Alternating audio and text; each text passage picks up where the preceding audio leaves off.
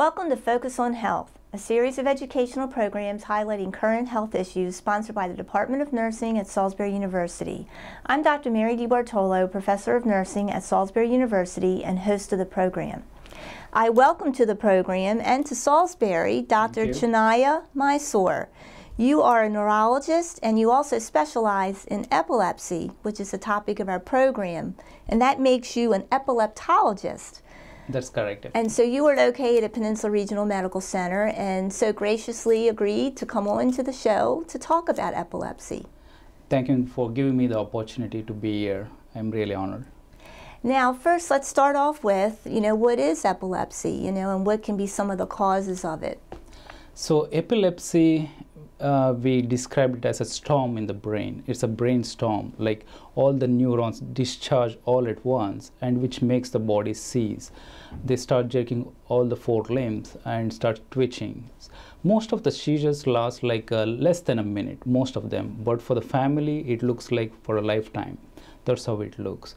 And the patient would be confused and post-ictal after the event for some duration. Sometimes they can have like a tongue bite, and sometimes they would have like a urinary incontinence or bladder, like urinary incontinence and the bowel incontinence. Right, you said post-ictal, maybe define what that means. Yeah, the post-ictal state is like the jerking, shaking is the ictal event, all right? And the post-ictal phase is when they stop jerking and sometimes they are like unresponsive. This is the duration we call as post-ictal. Sometimes it can be prolonged, then you have to be really careful. Sometimes we can think of like seizures happening without shaking. So you have to be concerned. Usually the patient need to wake up after some time. If they are not waking up, you need to be cautious and call 911, something like that. Now, there's different kinds of seizures, and not all of them have the jerking and movement and so on. Maybe just a brief overview that there are some different other types of seizures. Yeah, that's true. Like we have a new classification coming in 2010. Earlier we used to call it as like partial seizure and generalized seizure. Now we call them as focal seizures and generalized seizures. All right. So generalized seizures are like there are many types in generalized seizure. Among them we call it as a tonic seizure when they get like just tonic. Then there are clonic seizures when they just have the clonic movement. And what's the difference? Tonic is where they're stiff? Yeah, when they are stiff, it's called as tonic. Like clonic, they will have the clonic movement. And the third one, you can have like both tonic and clonic movements. And there is one we call like a myoclonic seizure when they just jerk, like a massive jerk like movements they do. And then there is something called atonic, like they have no tone in the body and they just drop. No tone, just flaccid type. Yeah, they are just flaccid, something like that.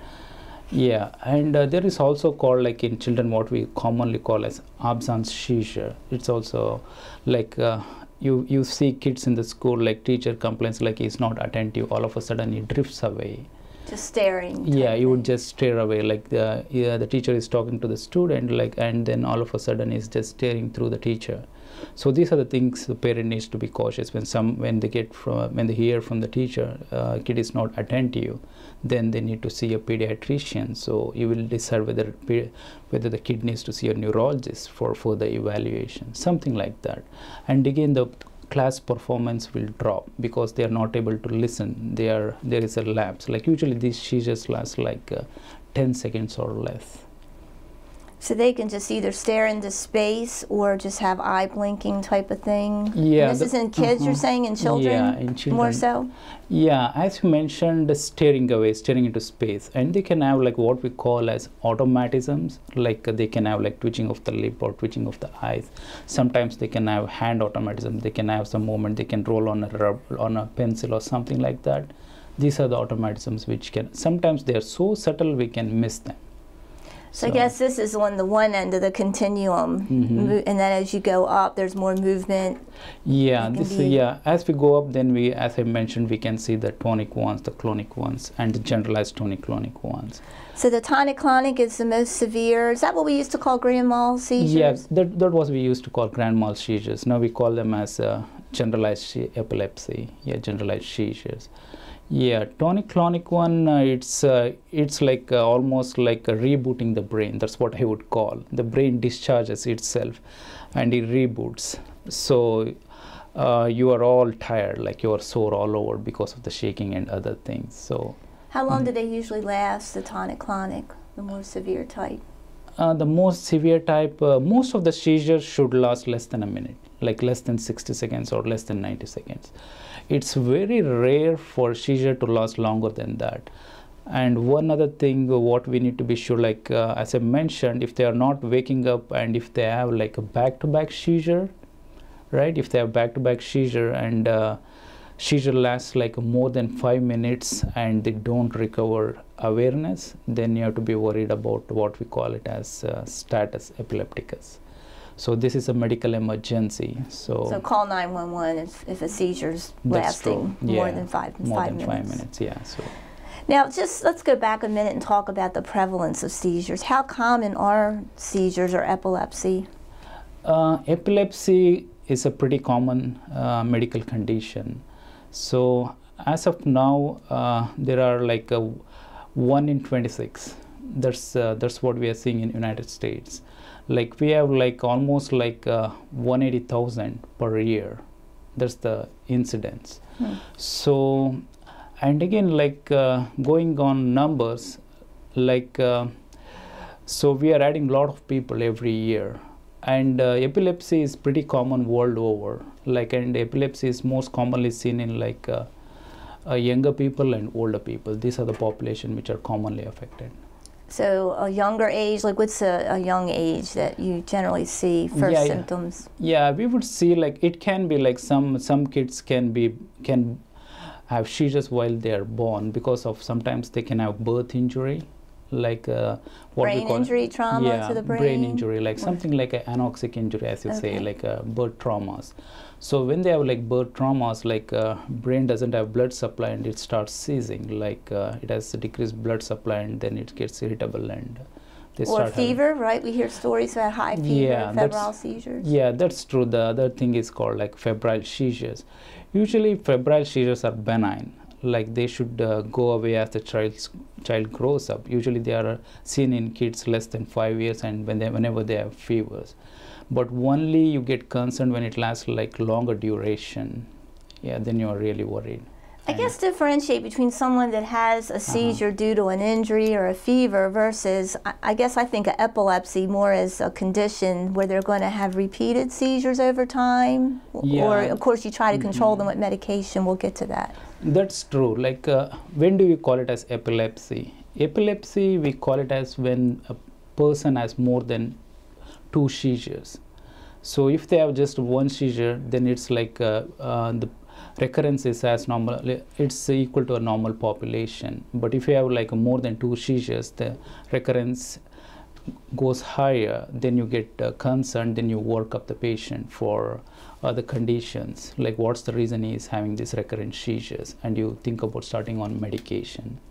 And you need to see a physician to work on that. Yeah. Are there any genetic factors involved? Yeah, there are like certain genetic conditions, like what we used to call as idiopathic epilepsy. Now we call it as genetic epilepsy. So more and more things are being linked to genes, aren't they? Yeah, that's so true. That's so true. And you're saying they can also occur in older people. Like what age would you say you'll see a higher onset? Like as we grow old, like 60 and above, like that's when we start seeing more of seizures. Like what might be the reason? Like the most common cause of secondary seizure is stroke. When somebody has a stroke, the brain is scarred and it forms a seizure focus. That's when you start seeing seizures. Yeah. Is that for both an ischemic clot-related stroke and a hemorrhagic stroke, or more common in the hemorrhagic stroke, where you have a bleed into the brain? Yeah, usually like if the hemorrhagic stroke extends to the cortex, then you have the seizures. We see in both ischemic and hemorrhagic. Like whenever there is a cortex involved, then you have the seizure focus. Okay. What are some of the diagnostic tests that you would do if someone is brought in, to the doctor to say, I think there's seizures going on? So what would be the workup you would do? When somebody comes in with a history of seizure activity, so the most important thing would be the physical examination and the history. And now we are talking about investigations, what we need to do. So we are looking into like basic labs, like we have to look into like the basic lab, what we call basic metabolic profile. So you are making sure their electrolytes are in or within normal range. Even if they have like low sodium or a very high sodium, they can cease.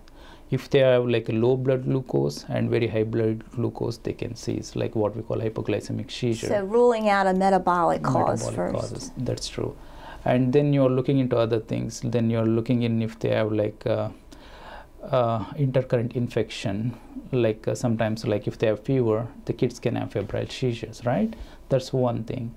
And then you're looking for other things like toxins, if there is any like substance abuse which has given into seizure. Sometimes you can have seizures from alcohol withdrawal. All right, these are the certain things which you're looking in. And regarding the investigations, what we do, the most important thing would be the EEG. Electroencephalogram. That's correct. And what exactly is that test? Electroencephalogram is a study where you place electrodes on the scalp.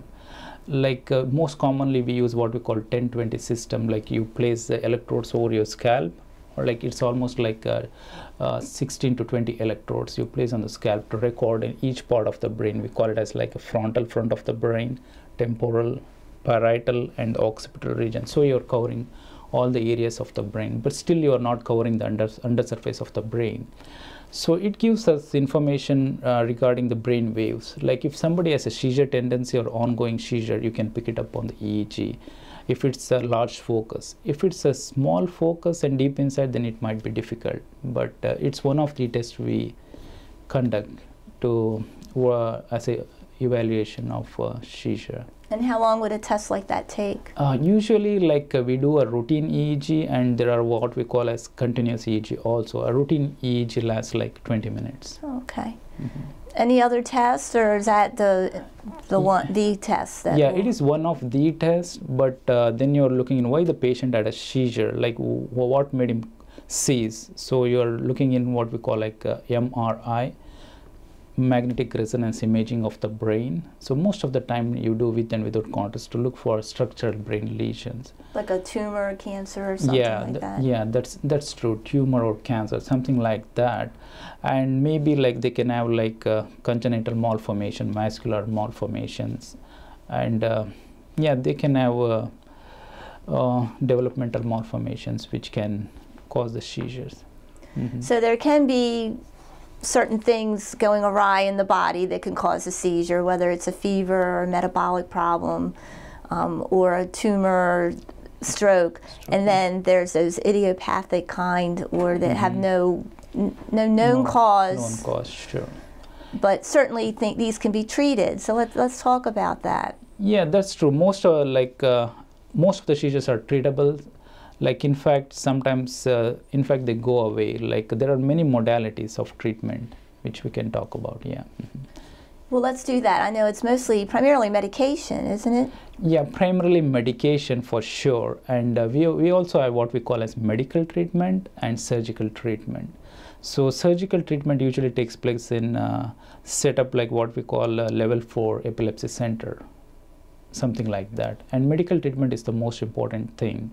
So you're trying medication, like we have like a lot of medication. Earlier we used to have just like 4 or 5 medication.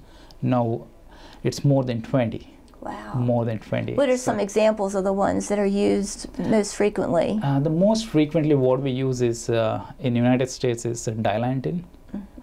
And now we are using Keppra. Keppra is one of the most commonly used medication now, because it has minimal side effects compared to our older medications like Dilantin, phenobarbital, and carbamazepine. Okay. I'm surprised about Dilantin because I know it has many side effects and issues associated with it. So. That's true. Like we are moving away from Dilantin, but it's still one of the medications which we use when somebody comes in status. Now we are moving away from Dilantin because, as you mentioned about side effect profile, the most important thing is the bone health, which affects with these enzyme-inducing anti-epileptics like phenobarbital or Dilantin. So I know it has lots of side effects. Lots of side effects. Gum problems. So a lot of things. So when somebody is on long-term dilantin. So we are checking on bone health and checking on blood levels and other things, and sometimes we try to move them away to a newer one with minimal side effects. With like Keppra, you're saying, Integratol? Yeah. Keppra, lamotrigine, okay. And there are many of them like Vimpat. These are the medications which we are using now. So if someone's placed on medication, does that mean they take it for the rest of their lives, or is there a chance it will dissipate and they won't have to take medication anymore down the road? Or yeah, that's the most common question when somebody has epilepsy. They would want to know, like, can you ever come off medication? There are certain situations when people do come off medication, but it need to be done very cautiously by an epileptologist. So like when are the situation, if they have like something like a normal MRI brain, if they have like a normal EEG, and if they are seizure free for 2 or 3 years. 2 or 3 years. 2 or 3 years. Then you think about, yeah, maybe we can try, because epilepsy is a very disabling condition. Like it has a lot of social effect on socioeconomic thing and job, driving. So you have to be very cautious. Driving is a concern, isn't it? It's a major concern. Like everybody wants to be safe. Like you want to be safe yourself, and you want the community to be safe, right? You don't want to hurt somebody on the road. So is it general statement to say that if someone has particular types of epilepsy, they cannot drive, or how's that handled? Cause not really, you know, like what you ask is like how frequent the seizures are. If somebody had a seizure with loss of awareness, the most important thing is loss of awareness. And sometimes even with atonic seizure, you have to be cautious, because if they go atonic and lose the tone, they can't drive, and they would have an accident, something like that. All right. So if they have loss of awareness, then as per state law in Maryland, you are not supposed to drive for 3 months, and it varies with the state. So if you are in like Virginia, I'm not sure, maybe 6 months. If you are in California, maybe 9 months, something like that. It's different for each state. For Maryland, it's more than 3 months. You're not supposed to drive from the last episode of seizure or seizure with loss of awareness. So Maryland's a little looser then, just 3 months instead of 6 months or 9 months. Yeah, what we would say, like it's arbitrary timeline. Like it's a discussion with the patient. Like is the patient comfortable? Are you comfortable driving? These are the things we need to ask. We take it as a guideline. It's not the thing. Sometimes it can be longer. Sometimes we say like the driving people, the licensing people will decide sometimes. And I imagine for some people it could interfere with their job if they're working with machinery or that kind of thing. That's true. Like whenever somebody has epilepsy, we discuss about seizure precautions, like no tub bath. Like even if you're having a bath like in a couple of inches of water, you can drown in a tub, right? Something like that. No tub bath, no swimming unsupervised, and no going up on ladder, not using power saw. If you're working on a flame, near a flame, then somebody needs to be there. So when you're swimming, somebody needs to be there who can help you if you have a seizure. These are the things. Some are common sense things which the patient would know. So they have to be very cautious when they're safety is a huge concern. Huge concern, yeah, huge concern. Yep. Mm-hmm. Well, it's good that we have some solid medicines now to keep it under control, but they would still have to be careful with all these safety issues. That's true. Yeah, we have a lot of medications which can help. Like as I was mentioning, like sometimes people might need multiple medication. The seizure is not controlled with one medication. So they are trying, like if you need like more than 2 medication, then you have to think about like a possible epilepsy surgery. Because what kind of surgery would they do? There are like multiple surgeries. Like most of the seizures come from temporal lobe. That's what we know. Like mesiotemporal. Lobes here on the side. Yeah, sides of the brain. Yeah. So you, as a part of surgical workup, we will do what we call like a epilepsy monitoring thing. It usually lasts about 3 to 5 days. You bring in a patient and they're hooked up for 3 to 5 days. They stay in the hospital 24/7 for 3 to 5 days. Mm-hmm. Yeah, something like that. And So what you do, like you are watching for seizures, like you will see where the seizures are coming from. Once you identify the focus, then you decide, like then you get the imaging done, if there is any tumor or mass. If there is a mass, then you just take it off. Then you talk. Then it's a process where you're discussing with the neurosurgeon, epileptic surgeon, radiology, and all the epileptologists. It's a process where you decide whether patient needs surgery. Then you discuss about the risks and benefits. Like right. Yeah. Doing brain surgery, you know, what are the deficits that might occur as a result? Yeah, these are the things what we will be talking about. Like most of the time, like you will be lateralizing. Like you have to do a lot of things called like WADA testing. Like you are testing the brain functions. Like you will deaden one part of the brain, and then you will test the part of the brain which is still functioning for the like reading, writing, language, all those things, and motor functions. Then you will deaden the other brain and check for the following functions. And depending upon that, where the function is dominant, you will decide whether we can go. Sometimes you can't. Mm. Now, one other question. I want to get back to those absence seizures you mentioned when with younger kids that stare and so on. Can they outgrow those, or will they need to be on medication? Or they sound like a more, you know, milder type of seizure, but I'm sure concerning. Yeah, most of the time. Kids outgrow of absence seizure. Most of the time they outgrow.